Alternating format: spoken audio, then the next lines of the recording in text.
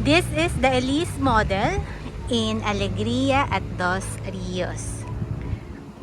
So single attached din to. Then ang floor area niya is 64.9. Then ang kanyang lot area is 119 square meter.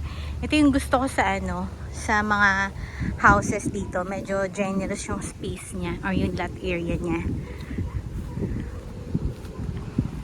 Ito may pagka loft type siya na house. So ito yung sala mo. Then mataas kang ceiling. Yan. So ang maganda sa ganitong type ng bahay, medyo hindi siya mainit. And meron ka ring room sa baba. So kung may kasama kang matanda sa bahay or PWD, o di ba? Pwede siya ditong mag-room sa baba.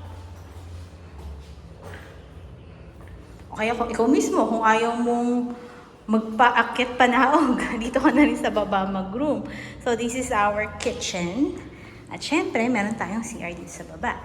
Sa likod, may space ka pa din since this is a single attached unit. O diba? Pwede ka pang maglagay dito. Yan. So sa'yo pa yan hanggang doon. Pwede kang mag-garden here. Then sa taas, meron tayong 2 bedrooms at isang CR din. So akit tayo sa taas.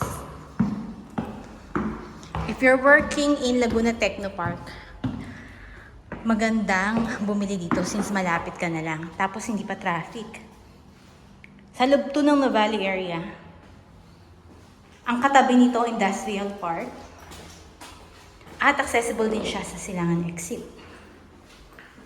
Malapit din siya sa Calax.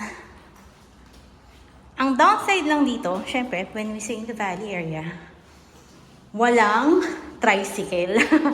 Syempre, this is a prime community. Bawal po dumaan ng tricycle sa Nuvali. So, ito yung CR mo sa taas. So, meron kang bedroom 1 and bedroom number 2.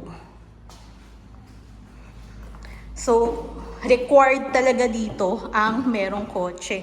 Pero when we say na valley area, ito ang pinakamura.